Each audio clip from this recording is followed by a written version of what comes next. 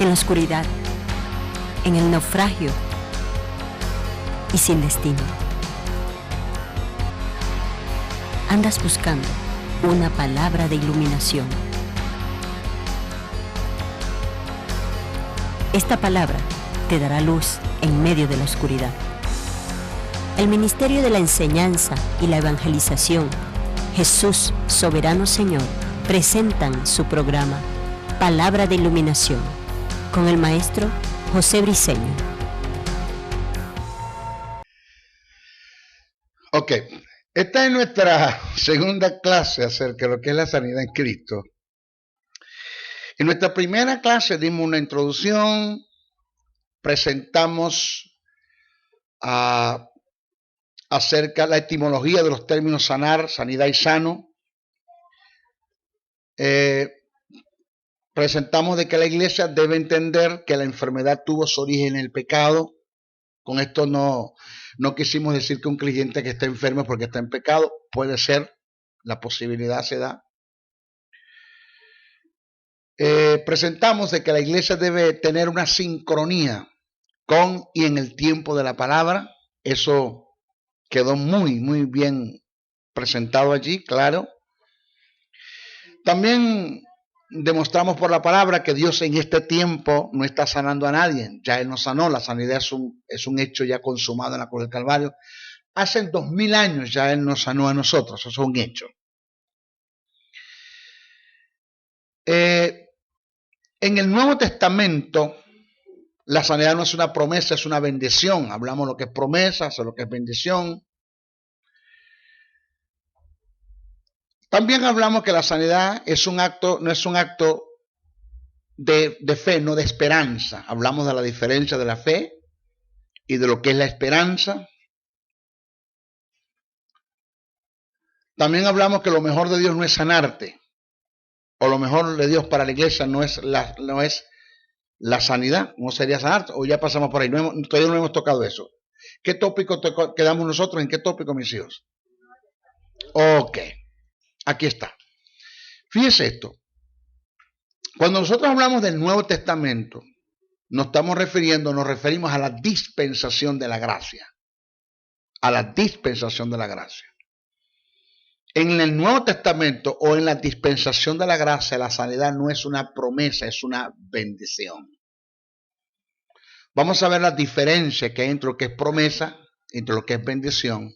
A veces nosotros, causa por la cual no recibimos sanidad es porque nosotros demandamos, no pedimos, demandamos una sanidad, porque es nuestra herencia, nuestro legado, demandamos una sanidad como una promesa y no como una bendición.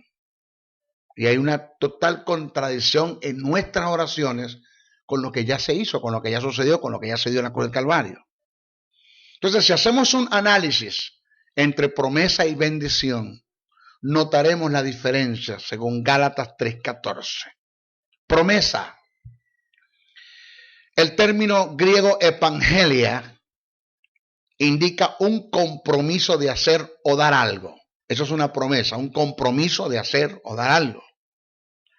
Promesa relacionada a Dios es aquello que Él está comprometido y dispuesto a dar o hacer por nosotros, según Lucas 24:29, Hechos 2:33. Bendición, oiga, bendición es todo lo que Dios nos ha dado y ha hecho por nosotros. Efesios 1:3. Es todo lo que Dios nos ha dado y ha hecho por nosotros. En el Antiguo Testamento, la sanidad aparece registrada como una promesa. En la dispensación, que no es la gracia, puede ser la dispensación de los patriarcas, la dispensación de la ley, la dispensación de las monarcas. Aparece la sanidad como una promesa, no como una bendición. El Antiguo Testamento, la sanidad aparece registrada como una promesa. El texto dice, quitará. Oiga que no lo ha quitado. Dice, quitará Jehová de ti toda enfermedad. Según Deuteronomio 7:15, en el Nuevo Testamento aparece como un acto realizado, como una bendición. Es un hecho consumado y realizado. Nunca demandes a Dios tu sanidad como una promesa. Es tu bendición, te pertenece por herencia. Ya, o sea, hace 2000 años usted fue sanado en la cruz del Calvario. ¿Se acuerda?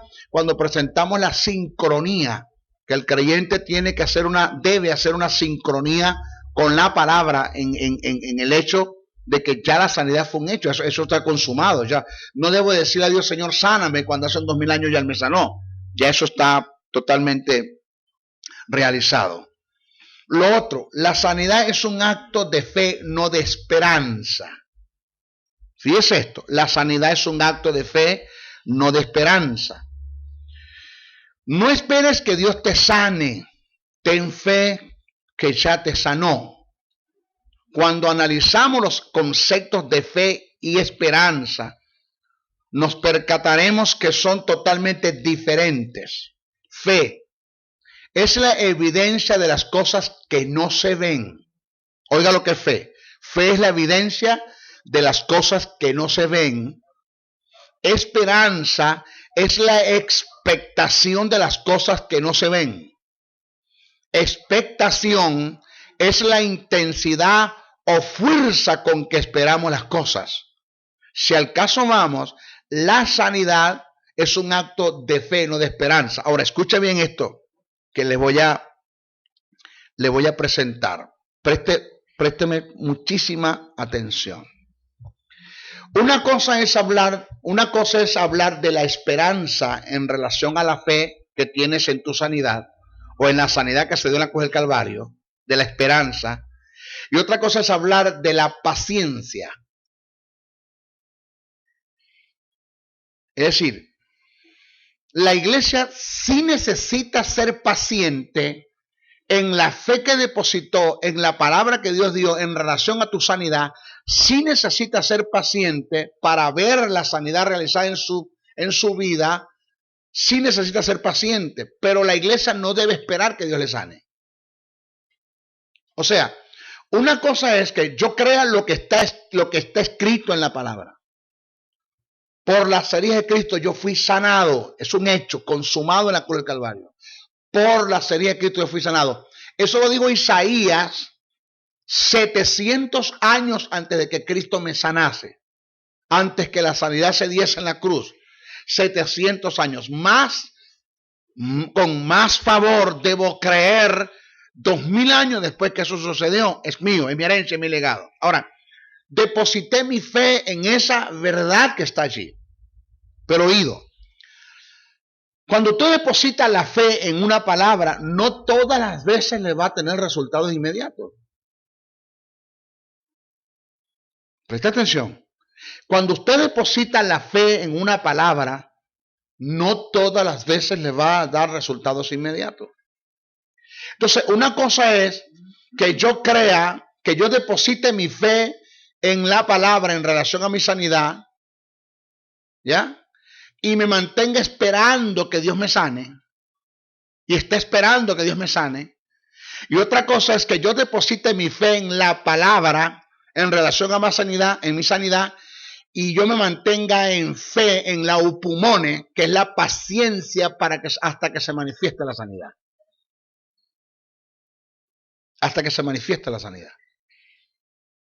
Porque nunca se le debe añadir, acuérdense, no se le olvide nunca, o sea, no se lleve a esto a la inconsciente. Todo lo que yo le estoy enseñando, lléveselo a su consciente. No se lo lleve al inconsciente. Las cosas que yo le enseño a usted no se le deben olvidar. La teología es un enlace. Y ya van a ver cosas que yo voy a tratar de la fe hablando de sanidad, a tratar de la cristología hablando de sanidad, a tratar de la neumatología hablando de sanidad, y cuando hablo de neumatología debo hablar de sanidad, y cuando hablo de cristología debo hablar de sanidad, y cuando hablo de cristología debo hablar de fe, pero cuando hablo de neumatología voy a hablar de fe, cuando hablo de neumatología voy a hablar de sanidad, cuando hablo de neumatología voy a hablar de cristología, porque es un enlace. Son cosas que usted no puede perder. Por eso lo que le enseño usted no lo puede almacenar o llevarlo al inconsciente. Usted debe mantenerlo en el subconsciente para cuando necesite el conocimiento, lo traiga al consciente, usted lo aplique en fe y las cosas funcionen. Entonces, ¿qué pasa? Si yo le enseñé a usted que usted no le debe, oiga, que no le debemos añadir a la fe esperanza, pero sí le debemos añadir a la esperanza fe. Porque cuando usted le añade a la esperanza fe, deja de ser esperanza. Le enseñé eso a usted. Porque si la fe es un título de propiedad que te dice que las cosas son tuyas en el momento que las crees, pues cuando tú crees esa palabra que está escrita, que es tu herencia, que es tu legado, pues eso deja de ser esperanza. Entonces tú no puedes seguir esperando que Jesús te sane, porque por la fe, uno, ya es un acto realizado hace 2000 años en la cruz del Calvario, ya sucedió, y dos, ya eso pasó a ser parte de tu herencia, de tu legado, de tu bendición.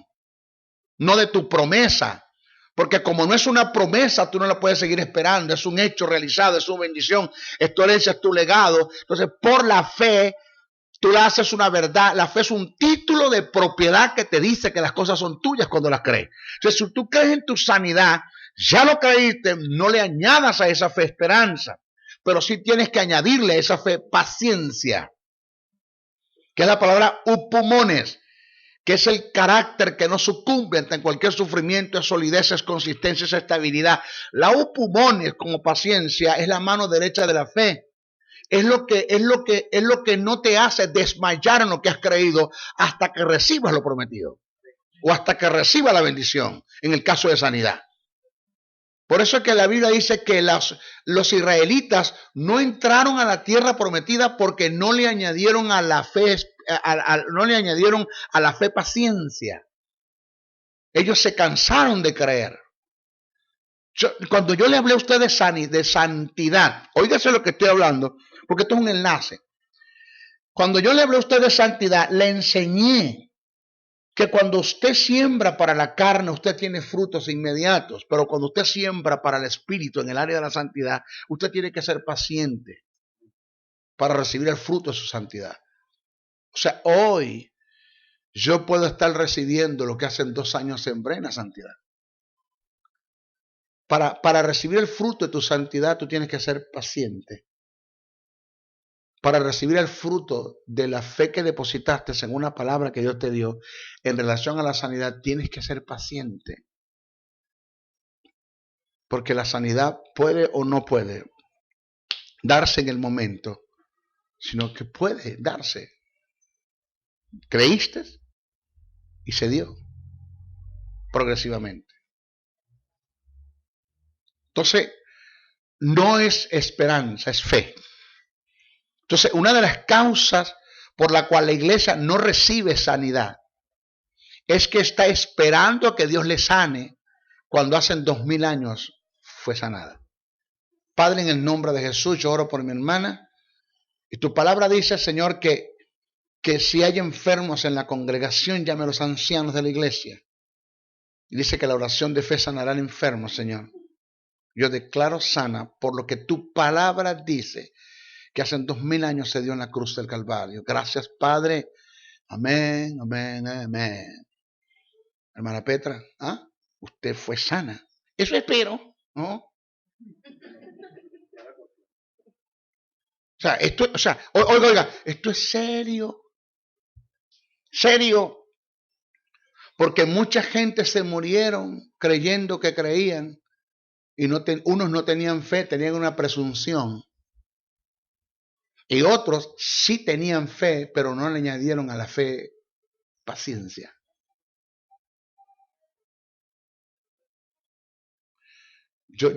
A mí me diagnosticaron una enfermedad que para la ciencia médica no tiene cura. Ahora, en medio de los síntomas que se dieron, que produce la enfermedad, que son, señores, innegables, en el sentido de que sí estaban en mi cuerpo, porque una de las cosas que usted tiene que aprender es que la fe en relación a la sanidad no niega las circunstancias. Usted no puede decir por fe que no está enfermo, porque eso es presunción. Porque eso es una verdad relativa. Lo que el médico dijo es verdad y sigue siendo una verdad, pero es relativa. Y aunque la verdad de Dios es absoluta, nunca la verdad de Dios, que es absoluta, va a negar la verdad relativa. Porque verdad con verdad son compatibles las dos. Son verdades las dos. Entonces, hay una enfermedad en tu cuerpo porque el médico dijo que la hay. Entonces sí la hay, pero es relativa. ¿Por qué es una verdad relativa? Porque está sujeta a cambios. La verdad que no cambia es la de Dios, que es absoluta. La última palabra la tiene Dios. Pero los síntomas se dieron en mi cuerpo. Mi corazón creció, mi hígado creció. Todo. O sea, una cosa impresionante.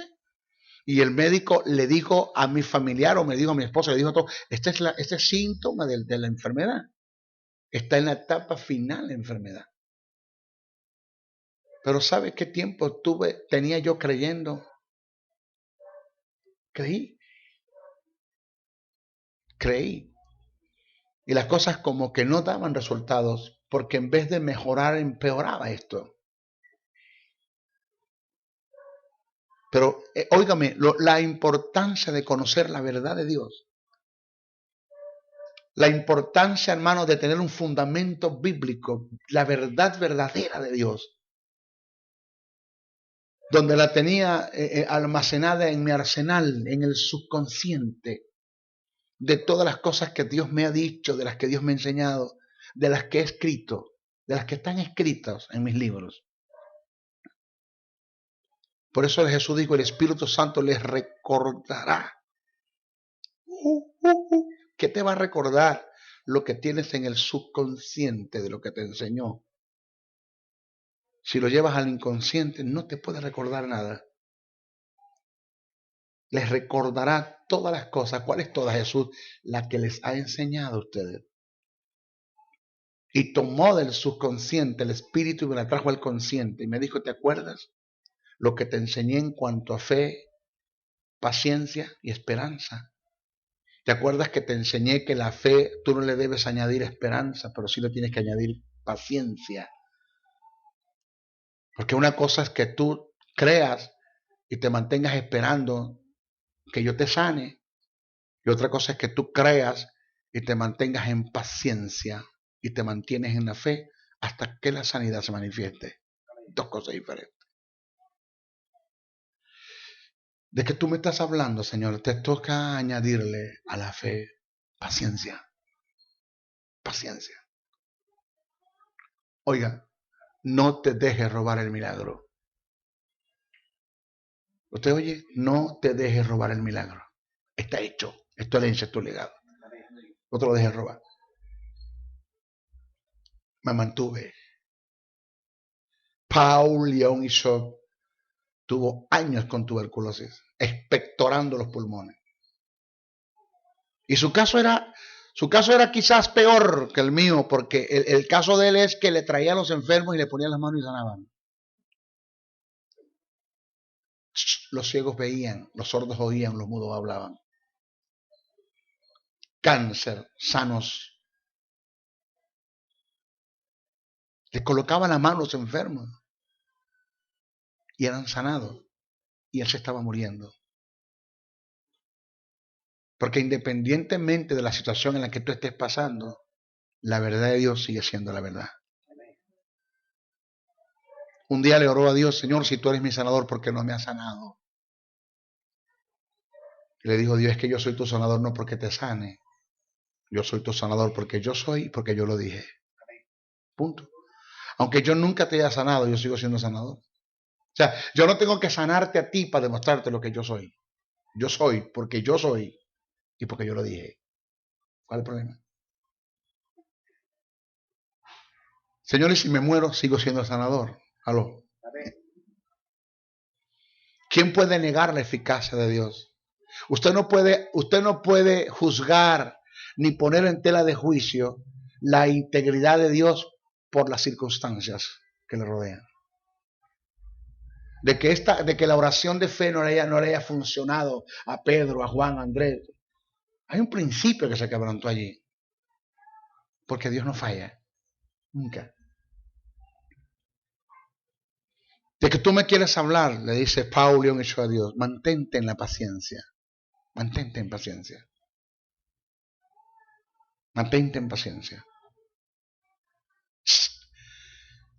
Guau. Es una lucha que tenemos que librar con nuestro más grande enemigo, que es nuestra alma, nuestro propio ser, nuestro propio existir. Es una batalla interna que tienes que luchar en contra de los temores, las dudas, las ansiedades, las incertidumbres, las interrogancias que te haces, las incógnitas, los silencios. Es una lucha que tienes que librar.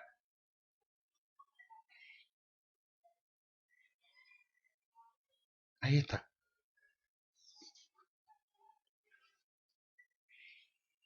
En Marcos 11:24, Jesús nos muestra el lenguaje de la fe. Dijo, cito, por tanto os digo que todo lo que pidieres orando, creed que lo recibiré. Pero debo aclarar que en el texto originalmente el verbo recibir no está conjugado en tiempo futuro, sino en pasado perfecto. El pasaje originalmente reza de esta manera, porque por tanto os digo que todo lo que pidieres orando, creed que lo habéis recibido. Y lo que me llama la atención es que el término pedir allí, que Jesús usó, es demandar. Demandar. Porque una cosa es que usted le pida a Dios algo, otra cosa es que usted demande de Dios algo. Usted no tiene que pedirle a Dios que le sane. Usted tiene que demandar su sanidad. Usted tiene que solicitar. Pedir es solicitar algo que tú tienes que no me pertenece. Demandar es solicitar algo que tú tienes que me pertenece. Yo no le vengo a pedir a Dios que me sane. Yo le vengo a demandar mi sanidad y decirle que me la entregue porque Jesús se la ganó por mí hace 2000 años en la cruz del Calvario. Y eso hay que entenderlo así. O sea que es necesario entender la fe. Ella te dice que las cosas son tuyas en el momento en que las crees. La fe es del presente, no del futuro. Y tiene su fundamento en acontecimientos pasados. Oiga este. La fe es del presente, no del futuro, y tiene su fundamento en acontecimientos pasados. Ahí tiene esa verdad. Hebreos 11:1 dice, es pues la fe la certeza de lo que se espera. El lenguaje más aceptable de este texto es pues la fe la certeza de lo que veníamos esperando hasta el momento que lo aceptamos por fe. O sea, está mal escrito la Casiodoro de Reina y Cipriano de Valera, en algunas versiones muy mal escrito. Es pues la fe la certeza de lo que se espera. No, el texto dice, es pues la fe la certeza de lo que veníamos esperando hasta el momento que lo aceptamos por fe. Porque o lo tienes o lo esperas. La fe y la esperanza no son compatibles. Oiga, la iglesia no fue llamada a vivir de esperanza. La iglesia vive encerrada en dudas, en temores, en ansiedades y en esperanza. La única esperanza que la iglesia tiene es la venida de Jesús. Es la única. Que nadie se la puede quitar. La única. La venida de Jesús. La fe es un título de propiedad que avala tu derecho sobre las cosas que son tuyas, aunque no las tengas en lo físico. Aunque no las veas ni las sientas físicamente.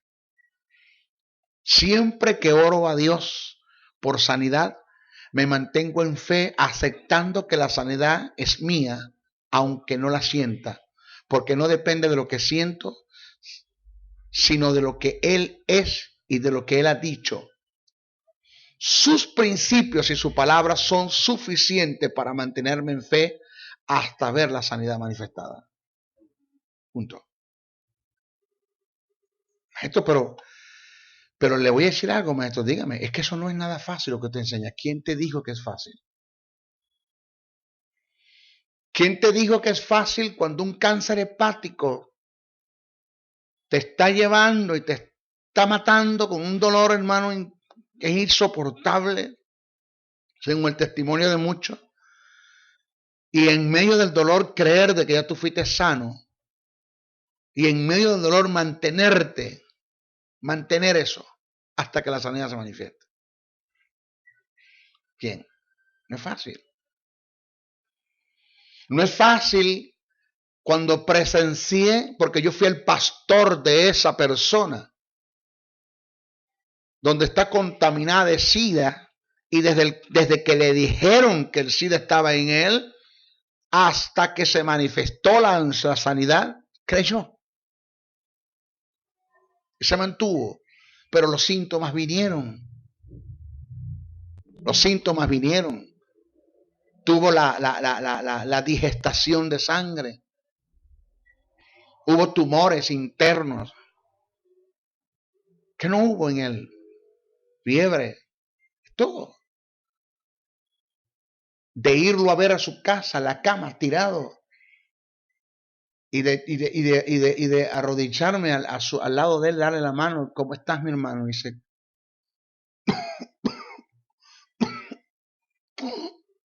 creyéndome esto, creyendo, manteniéndome en fe, como usted me ha enseñado. Ella y yo se lo enseñé. Y cuando salgo del cuarto, algo me decía, ella se va a morir. Yo fui su maestro. Pero es verlo en la condición en la que estaba. Tenías que verlo. Y aunque enseño que la fe no tiene nada que ver con los sentidos, ni con lo que tus sentidos te muestran, poco me daba la fe para creer que se iba a sanar. Hoy tiene una familia hermosa. Se casó con la enfermera, con la muchacha que le hacía las transfusiones y con la que le colocaba las intravenosas. Ella lo atendió, con ella se casó y tiene 2 hermosos hijos. La niña ahora celebraron los 15 años de la niña. No hay SIDA. Yo le dije, mi hermano, no me cuentes nada, es que si te lo cuento no hallo cómo explicarte esta batalla que yo solo lo interno libré. Las noches fúnebres, los gallos cantan, los pájaros cantan, el silencio de la noche, todo el mundo duerme y yo despierto muriéndome. Porque eso es lo que la ciencia dice. Pero nunca se me olvidó la palabra que me enseñaste y que me dijiste. Añádale a la fe paciencia. Paciencia, no te la dejes llevar. No te dejes robar el milagro, paciencia. No es fácil. Pero es nuestra única opción. O sea, yo no soy el profeta del desastre.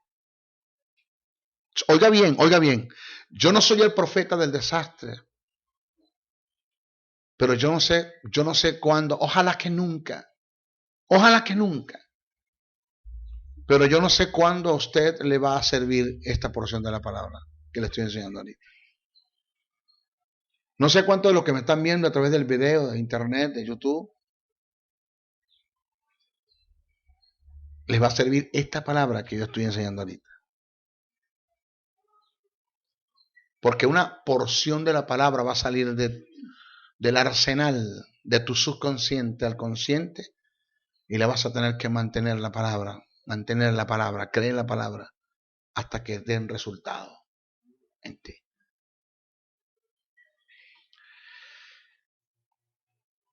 Debemos entender que la iglesia no fue llamada a vivir de esperanza.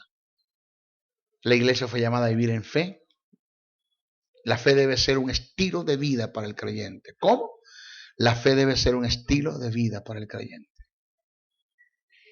Por eso es que yo les enseñé a usted y les di una cátedra de fe. ¿Qué es la fe? Les enseñé todo lo que es fe. Lo que me están viendo a través del video, a través del internet, búsquese por YouTube el estudio de la fe que está allí. Búsquese el maestro José Briceño, la fe, y le va a salir todos los estudios que presenté y que he dado. Porque una de las cosas que tenemos es que cómo puede alguien depositar su fe en una palabra en relación a la sanidad si no conoce lo que es fe. Ahí tenemos un problema grave. Señores, cuando le añadimos a la fe esperanza, bloqueamos la posibilidad de recibir sanidad. Nunca diga, eso espero. Nunca. Ese término, eso espero. No, diga Dios mediante. Según Dios. Dios mediante, según Dios. Para cualquier cosa. Pero cuando las cosas sean que tenga que ver con bendición y con promesa. Por ejemplo, por decir, hermana, usted está sano. Si es la voluntad de Dios, no, ya fue la voluntad de Dios. Pero erradique ese término de la boca, eso espero. Porque la única esperanza que la iglesia tiene es la venida de Jesús. Es la única. Es la única.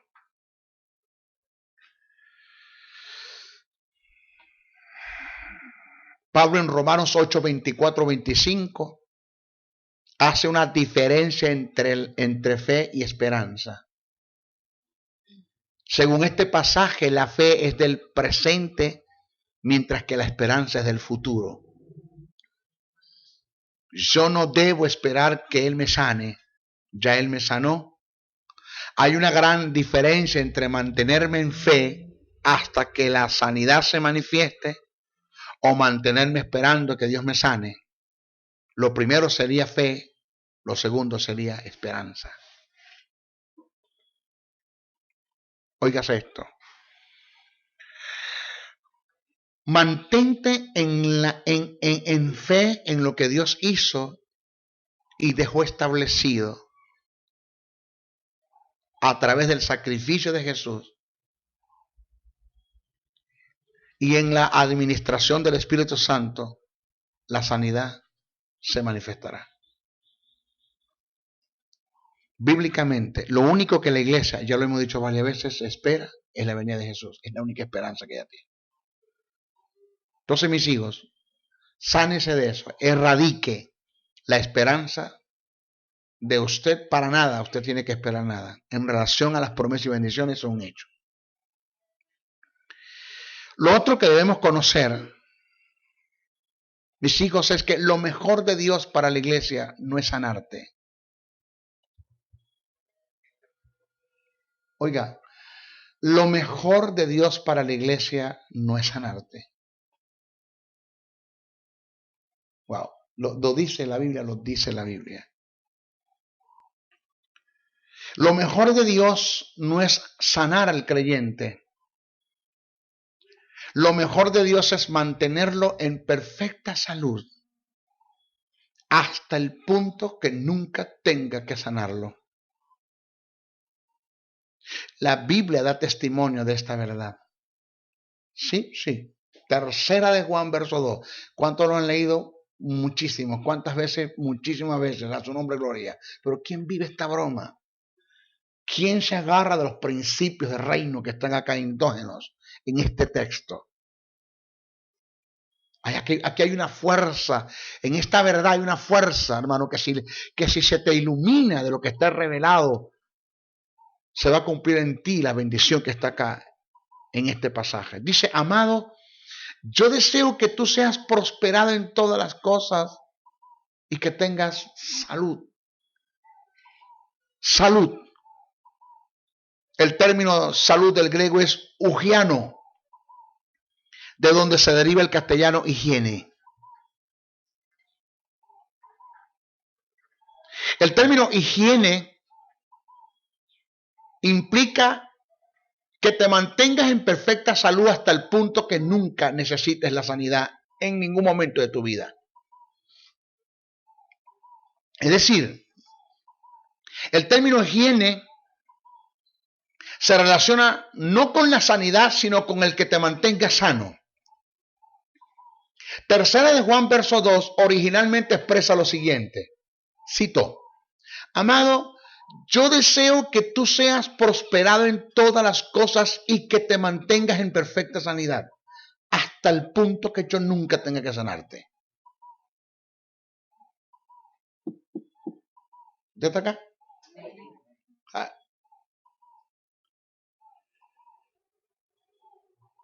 Señor, la sanidad debe ser un estilo de vida para el creyente. Repito, la sanidad debe ser un estilo de vida para el creyente.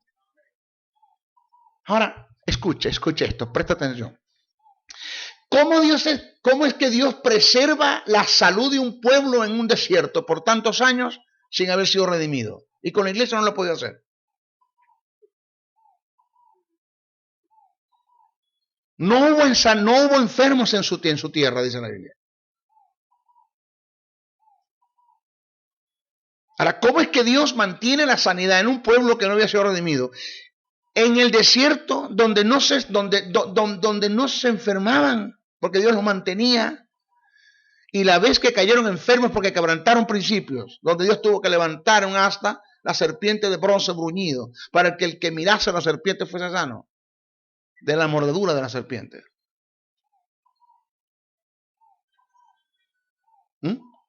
Y con la iglesia no lo ha podido hacer.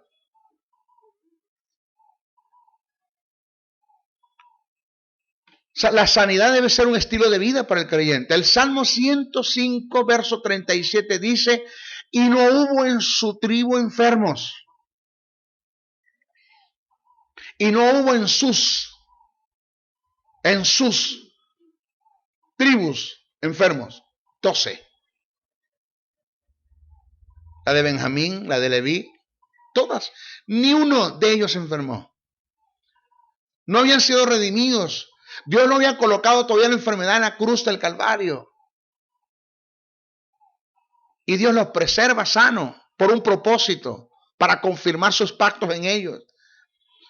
¿Cuántos pactos que ellos violaron? ¿Cuánto más Dios va a confirmar su pacto, el cual Jesús cumplió con las demandas, que es el nuevo pacto? Jesús cumplió con las demandas. Jesús fue heredero de ese pacto y nosotros somos coherederos en Jesús. ¿Por qué nosotros no se puede dar eso todavía? ¿Por qué? ¿Por qué hay tantos enfermos en la iglesia? ¿Por qué llega un evangelista, que es el próximo tópico que vamos a dar? Llega un evangelista a la iglesia y manda a pasar a los enfermos y no queda uno sentado.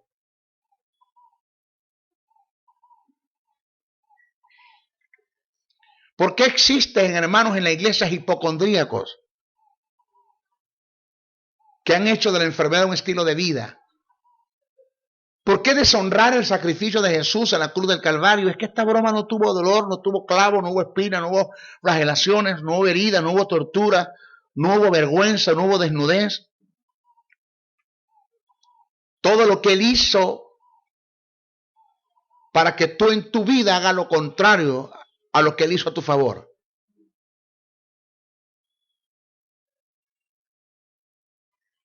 Oiga lo que le voy a decir, oiga bien. Yo se lo garantizo a usted que me está viendo a través de este video. Y a usted que está acá en la clase se lo voy a garantizar, y no le voy a profetizar, solo le voy a decir lo que está en la palabra. Si esto es profecía, estoy profetizando. Pero si usted se ajusta a los principios del reino y a los principios universales, usted va a morir de larga vida. No morirá de ninguna enfermedad, ni de ninguna tragedia, ni de un accidente aéreo, ni de tránsito, ni va a morir boqueando de un maldito cáncer, ni el lupus, ni la leucemia, ni el azúcar en la sangre. Nada de eso se lo va a llevar. Si usted cumple con los principios del reino y cumple con los principios universales, usted, para que se muera, Dios tiene que sacar su espíritu de su cuerpo.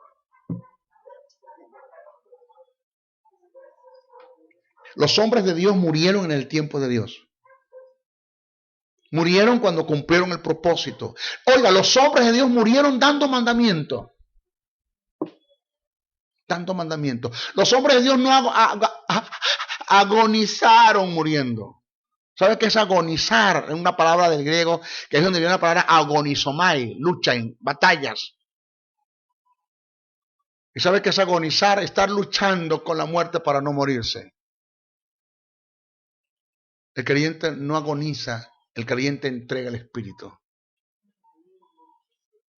Para el creyente es un placer la muerte, porque es el pasar a una vida. Pero no una desgracia. El hecho de que tú mueras de un SIDA fue que quebrantaste un principio, fuiste un hombre, fuiste promiscuo, tuviste una relación extramatrimonial, A o B, algo hiciste por allí, te pegaron el SIDA, moriste con un perro. Quebrantaste un principio universal. Por eso estoy diciendo que cuando tú te ajustas a los principios del reino y los principios universales, tú vas a morir de larga vida. Es lo que dice la Biblia. Todo lo que se dio en Jesús en la cruz se dio para que no se diera en ti. Dios puso la enfermedad sobre él para no ponerla sobre ti. Dios hizo una maldición para bendecirte a ti. Dios abandonó a Jesús en la cruz para no abandonarte a ti. Jesús murió joven para que tú murieses anciano. De 33 años tenía Jesús cuando muere. Mis hijos, la imposición de manos para recibir sanidad no es para la iglesia, es para el mundo que se pierde. Oiga esto, oiga, la imposición de manos no es para la iglesia, es para el mundo que se pierde. Tiene que llegar el día, y esto es anhelado por Dios, donde un evangelista que llega a la iglesia nuestra, porque ese es otro problema, que los evangelistas no tienen mensaje para la iglesia. El evangelista tiene mensaje para el mundo que se pierde. El evangelista es un ministerio de la iglesia para el mundo, no de la iglesia para la iglesia. El maestro es un ministerio de la iglesia para la iglesia. El pastor es un ministerio de la iglesia para la iglesia. Pero el evangelista es un ministerio de la iglesia para el mundo que se pierde. El evangelista no tiene mensaje para la iglesia. Lo peor que usted puede hacer como pastor es invitar a un evangelista y meterlo en la iglesia para que le predique a la iglesia. ¿Qué les va a predicar? ¿Qué mensaje les va a predicar? De salvación ya son salvos, de sanidad ya fueron sanos. Que eso no se está dando en usted otra cosa, que usted tenga necesidad de lo que el mundo necesita otra cosa. Es paradójico esto. Que usted tenga necesidad de lo que el mundo necesita es paradójico. No. A usted Dios le dio recursos. Primero le sana y después le da el poder del Espíritu Santo para que imponga las manos y la gente sea sana. Y resulta que quienes nos estamos imponiendo las manos somos nosotros mismos. Tenemos un enredo en la iglesia, imponiéndonos las manos todos nosotros mismos que parecemos unos púpulos con unos tentáculos. Todo el mundo poniendo mano acá. Yo soy el tumbadito dentro de la iglesia, el show. Un teatro que formamos en la iglesia. Tiene que llegar el momento donde el evangelista llegue a la congregación y diga y que no haya lugar para su ministerio, que él se dé cuenta que el ministerio de él no tiene lugar en la iglesia, que es para la iglesia, que es para ir al mundo, pescar y traer los peces a la iglesia o los pescados a la iglesia, para que haya los maestros instruyan, para que ellos vayan otra vez al mundo a seguir pescando, para seguir trayendo peces o pescados a la iglesia, para seguirlos instruyendo en un ciclo. Y se añade el crecimiento. Y tiene que llegar el momento, cuando el evangelista llega a la iglesia, diga, hermano, pasen los enfermos para orar por ellos. Están algunos de los enfermos acá, por favor, los enfermos que pasen. Por favor, que pasen los enfermos. Y el evangelista se queda asombrado porque nadie pasa. Y diga, pero es que no hay enfermo entre ustedes. Se levante uno de ustedes. No, hermano, aquí no hay enfermo. Fuimos sanados en la cruz del Calvario. Eso es lo mejor. Ese es el mejor mensaje. No, aquí fuimos todos sanados en la cruz del Calvario. Vaya al mundo allá. El enfermo está para allá, aquí no. Que no tenga lugar en la iglesia. Eso es un fenómeno, no es una verdad. Sería un fenómeno si se diera en nuestros tiempos. ¿Por qué? Porque es que no lo hay. El evangelista llega y dice, pasan los enfermos, no queda uno sentado. El que no cogía de una pata cogía de la otra, el que no cogía de ninguno de los dos porque es mocho. Entonces la gente no hayamos qué hacer. Entonces Dios le dice a Cristo, en el trono pagaste un precio tan alto para estos cabezones que no están viviendo esas verdades, no están disfrutando de esas verdades. ¿Para qué puse la enfermedad sobre ti en la cruz del Calvario? ¿Para qué la coloqué si ellos se la están llevando también? Si ellos viven enfermos, quejándose, esto es duro, esto es fuerte, esto sí me voy a morir, vaya recogiendo para comprar la urna, no si le espero el cacho, esto es hereditario, esto está transferible, esto fue que murió Petra. Entonces, ¿qué hacemos con esta gente? Con esa es la gente que nosotros contamos para ir al mundo. Con ellos. Yo los envío al mundo a poner la mano sobre los enfermos, pero más enfermos están ellos.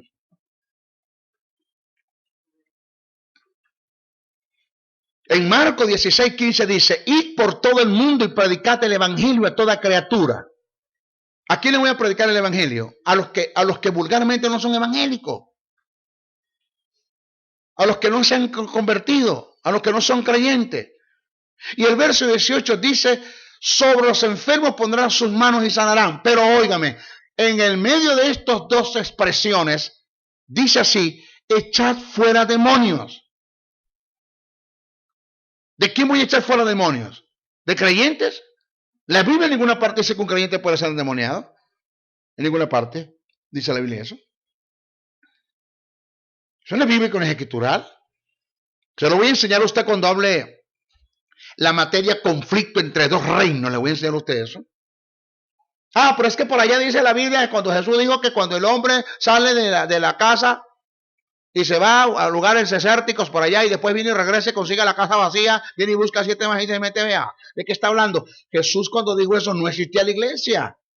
No estaba la iglesia cuando Jesús dijo eso. Jesús allí no se está refiriendo a la iglesia, se está refiriendo es a la nación de Israel. Jesús dijo, cuando el espíritu inmundo sale del hombre, no de la iglesia, y cuando está hablando del hombre se está refiriendo a la nación de Israel. Cuando el espíritu sale, ¿por qué salió? Porque está en ejercicio su ministerio en ese tiempo, y llegará el momento en que la casa esté vacía. ¿Cuándo? Cuando el Hijo del Hombre se vaya, y regresará el demonio y buscará 7 más, y la condición de este hombre será peor. Así pasará esta generación perversa. Jesús lo dice bien claro. ¿De qué está hablando? Del estado postrer en la que iba a caer la nación de Israel en la ausencia de su ministerio. Pero no está hablando de la iglesia.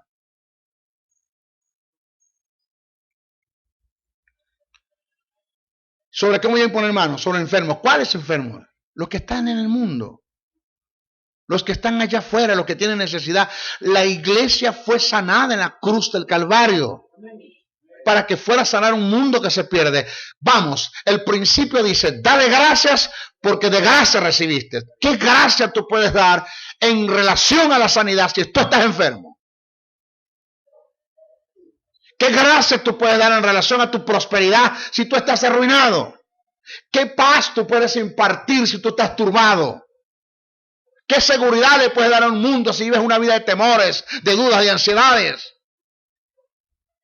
Que tú puedes hablarle a la gente de la restauración de un hogar si estás atentando en contra de tu casa, de tu hogar. Sea el hombre, sea la mujer. Impresionante de cómo en nuestras iglesias están pasando cosas que no es que deberían, sino que están pasando en el mundo.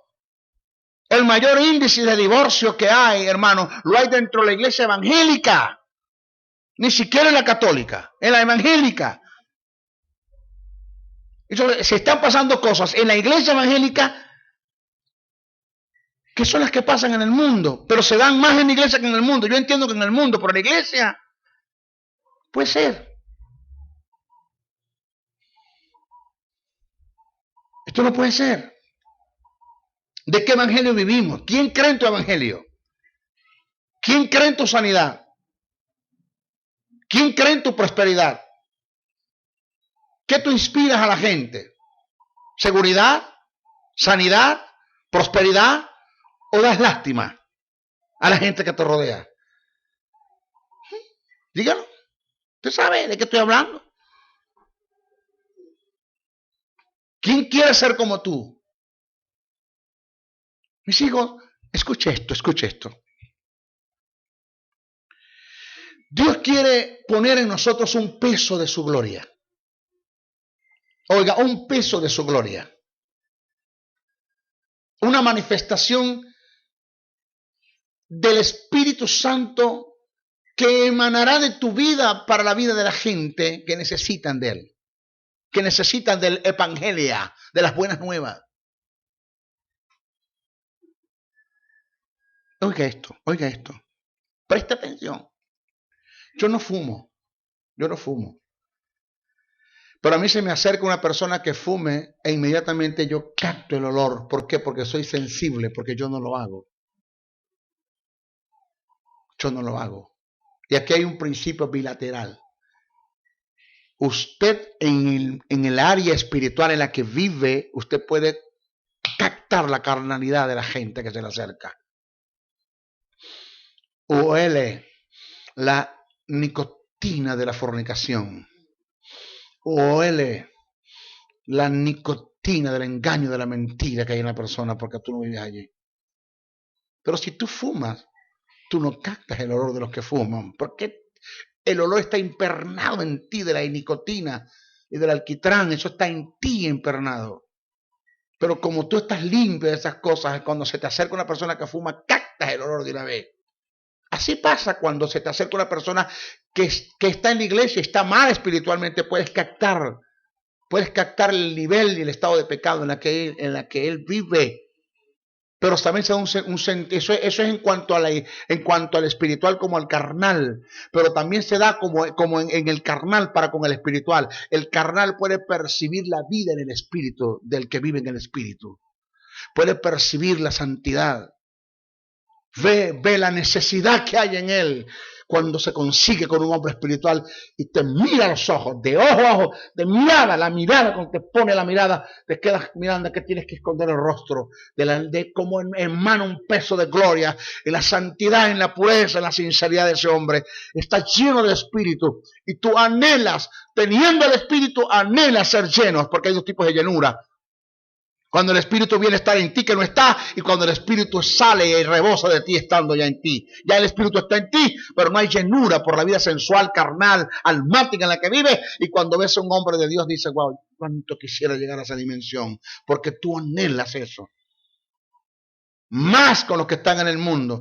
Eso es lo que queremos, que cuando la gente se acerque a tu hogar, venga a tu casa, ellos vengan porque ven la necesidad, ven que ellos se les descubre la necesidad que hay en ellos al ver el rebosar del espíritu en ti, que vives en abundancia en el área que ellos necesitan, que están enfermos, pero yo te veo sano. Yo quiero ser sano como tú, yo quiero estar sano como tú.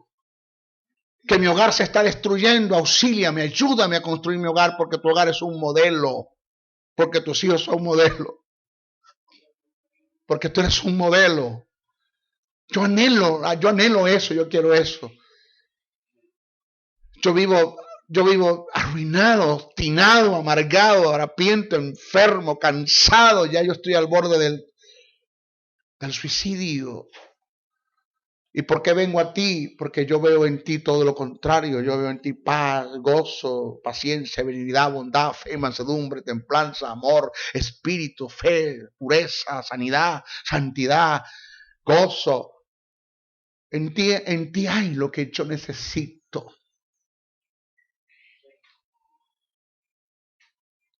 Pero resulta que viene alguien a la iglesia y le dice a los enfermos de la iglesia, pasan los enfermos y nos queda uno sentado, porque todos vienen. Como que nos echan a perder el negocio. Porque los principales que estamos llevando a la iglesia a vivir a tener esa mente hipocondríaca y enferma y barata, somos nosotros mismos como ministerios. Porque a nosotros nos conviene que la gente no dependa de Dios, sino que dependa de nosotros. A mí me conviene la guachafa. Me conviene tener a la iglesia encerrada en esa maldición. Que cuando yo vaya a la congregación y mande para todos los enfermos no quede uno. Y todos pasen porque yo soy el superhéroe. Porque yo soy el super sanidad. Porque yo soy el que tengo la sanidad para todo. Basura, basura. ¿Por qué no le enseñas a la iglesia el legado, lo que son, lo que tienen y lo que pueden en Cristo para que nunca tengan que pasar y no dependan de ti y se acabe el protagonismo dentro de la iglesia evangélica y el protagonista pase a ser Cristo, que fue el que llevó la enfermedad a la cruz del Calvario? ¿Por qué no lo haces así?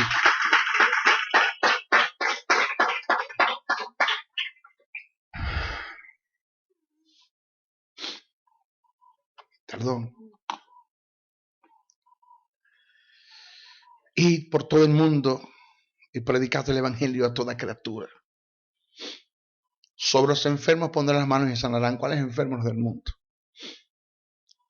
Señores, si analizamos el pasaje tomado en cuenta la ilación del pensamiento, podemos notar que sobre quienes vamos a poner las manos para sanidad es sobre el enfermo del mundo. A quien se le dio la comisión es a la iglesia, que fue sana en la cruz del Calvario. Reitero, la iglesia fue sanada en la cruz para poder sanar al mundo enfermo. Para poderte entender esta verdad, voy a presentar los dos tipos de sanidades que registran las Escrituras. La sanidad permisiva y circunstancial y la sanidad absoluta.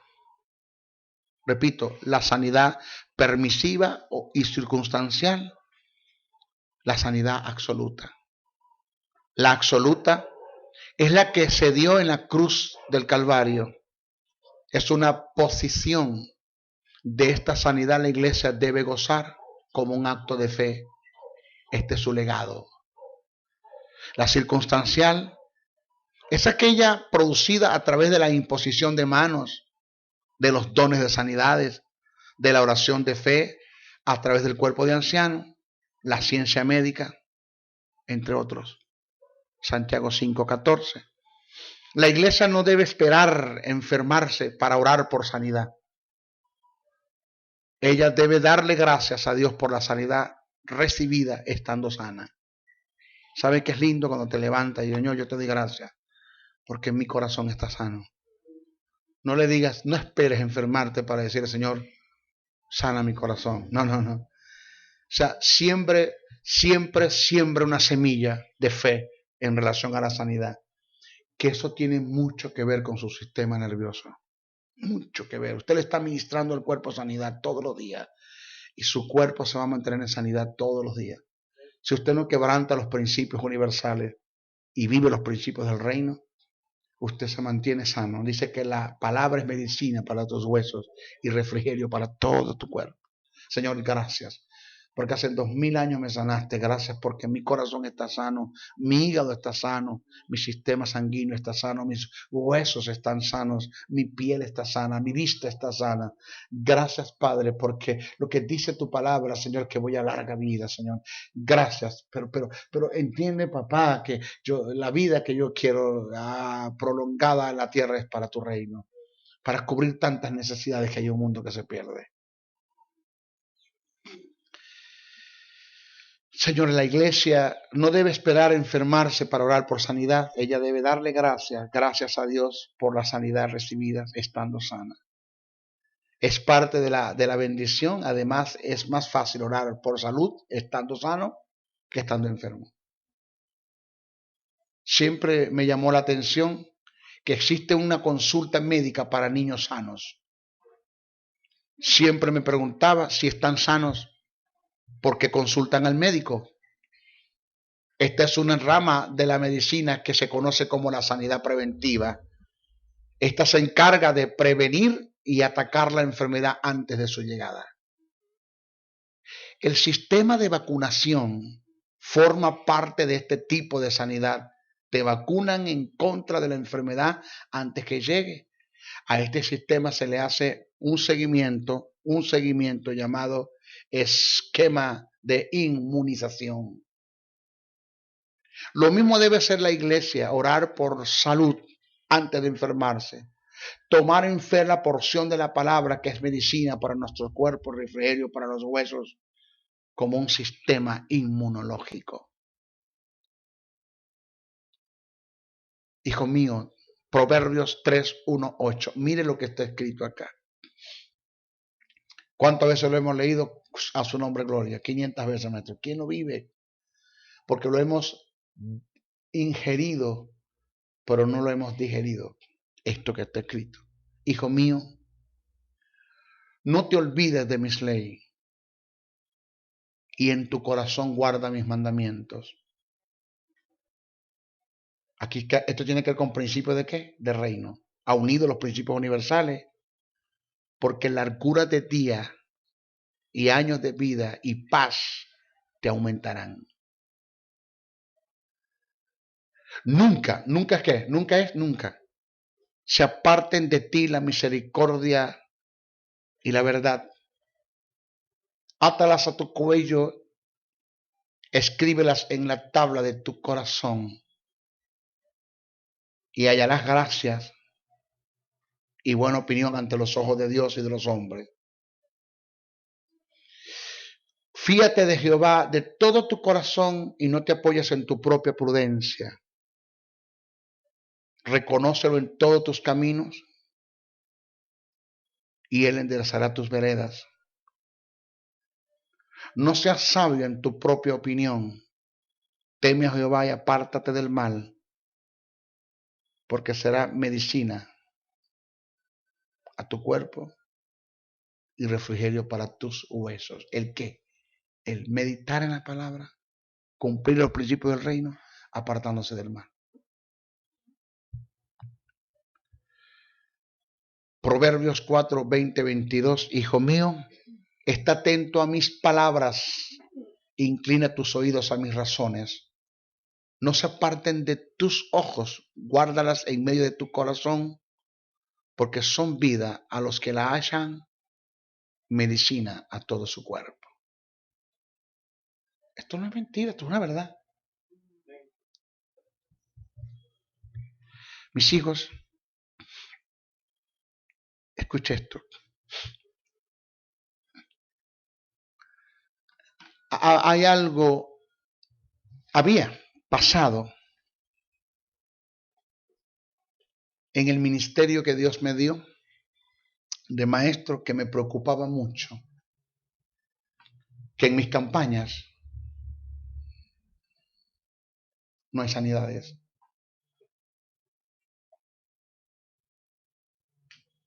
Yo le dije a Dios, Señor, yo me conformo con que los ciegos vean por un ojo. Que queden tuertos, pero que vean por un ojo, en que sea. ¿Y sabes qué me dijo Dios? El día que yo empiece a sanar a los enfermos a través de la imposición de tus manos, tú pierdes el propósito del ministerio.